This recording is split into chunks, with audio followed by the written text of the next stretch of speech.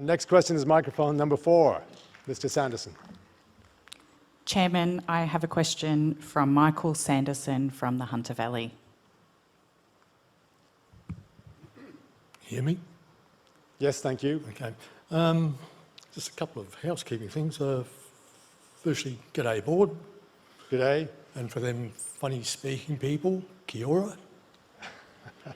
I notice that the government has changed over there, but I'm pleased to see Winston Peters is still running the country.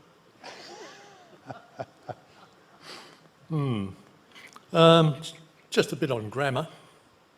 Scams.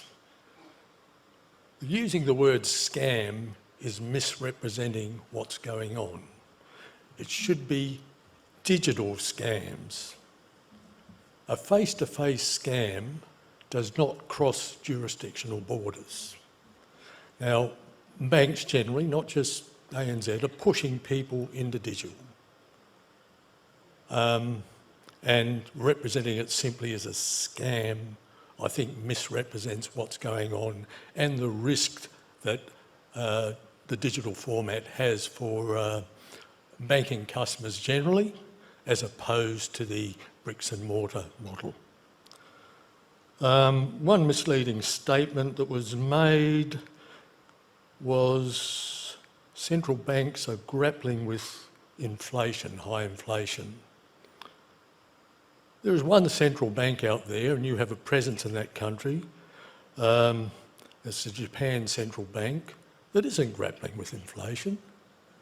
It has a cash rate of minus 0.1%, and that's been the case since 2016.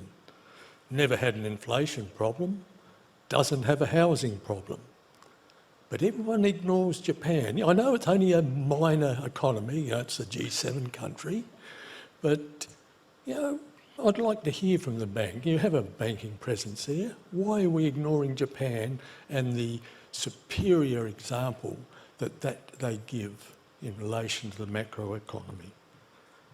Now, I've got a couple of questions here. Just bear with me. The first thing I'd like is for Mr. Common, CEO of CBA, to make a quick comment. It's 10 seconds. The role of banks clearly is to take depositors and to lend funds. We also do create deposits in the system. We expand the money supply when we lend money. That was short and sweet and to the point. Mr. Common stated, we also do create deposits in the system. We expand the money supply when we lend money. It is my understanding that the ANZ represents these created deposits in the balance sheets as real deposits. Is this the case?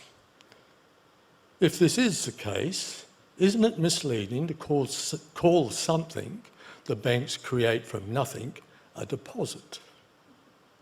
Wouldn't it be more informative and honest if these created deposits appear in the balance sheet under the heading Pseudo liabilities with a line title Unicorn Deposits or Clayton's Deposits? Thank you very much, and thanks for the statement. We have a very long history in Japan. I might give Shane a moment. In fact, you've just been there this year, I think, to talk briefly about it. It's a very different economy. And then, actually, you can pick up the question deposits if you wish, or I'll answer it. Sure, thank you. We weren't dismissing Japan. Japan obviously is one of the world's biggest economies, and we're very proud of our association with Japan. In fact, ANZ Japan celebrated our 50th anniversary there just 3 years ago. We've got a terrific business there, and I take your point that not all economies are the same and not all central banks are necessarily grappling with inflation in the same way. Obviously, our statement was meant to be in the broad comment about, the other major economies in the world, but, I take your point. In terms of deposits, look, that's a economist sort of theoretical argument about creating deposits. That's true to an extent, but clearly the deposits we have on our balance sheet are real. Not only are they real, they're audited by our auditors and regulated by our regulators, not just a regulator. So they are absolutely real, and just as real as the assets we have in terms of the loans that we make to our customers. So I don't believe for a second that it's misleading in any way whatsoever. Thank you. Well, if that's the case, surely Mr. Common is misleading. Well, with respect, you took a clip from a much longer statement that Mr. Common made, and I don't think it's fair to sort of I can tell you a editorialise lot if speeches. I want. It doesn't change the context of the clip. That's a matter for Mr. Common. Yeah, and I think, look, to provide, I mean, really what you're getting at there is really a form of leverage, which is how the financial system works, in that banks are lending more than they necessarily are taking in at a particular time on deposits. That's all heavily regulated by APRA, and there's a lot of requirements in terms of the amount of capital that banks have to hold. So I think that's probably more to the heart of what you're asking about. Well, And to reassure you, it's very, very tightly managed. At the heart of what the point I'm making is the banks aren't revenue constrained, they're capital constrained. And as you quite rightly say, APRA sets a capital requirement you've got to meet.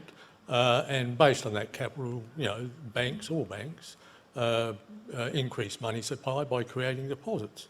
And I said, we'll leave it at that. Yeah, and a very important point there that we should close off on that is there's a global metric of how well capitalized the banks are, the CET metric.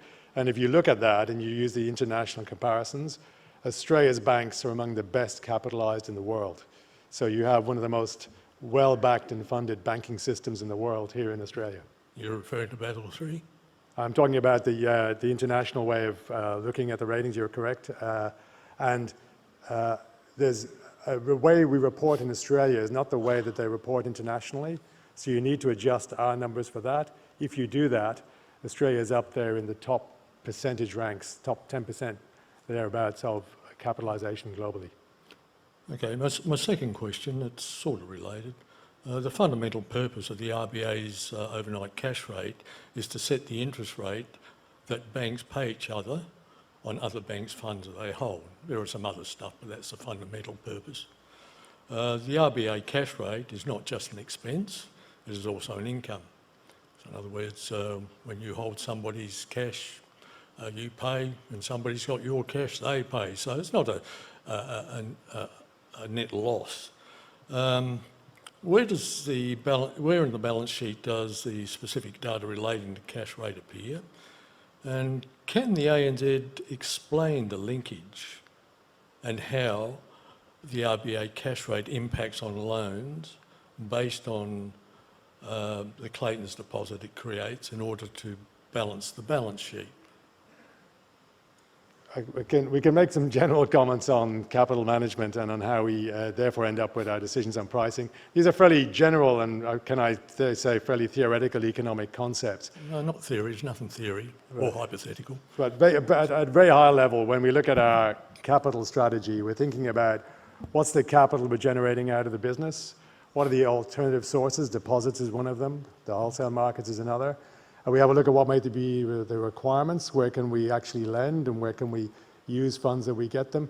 We have a look at the macroeconomic environment. We run stress models and scenarios to see what might be the outcomes and the pressures we may face. And we, to your point, indeed look at the pricing that's available on capital markets internationally. So all of those factors come in us deciding how to run the bank and what's the appropriate capital to carry and where to source it from. Okay, well, we'll leave it at that. I call that the fog of banking.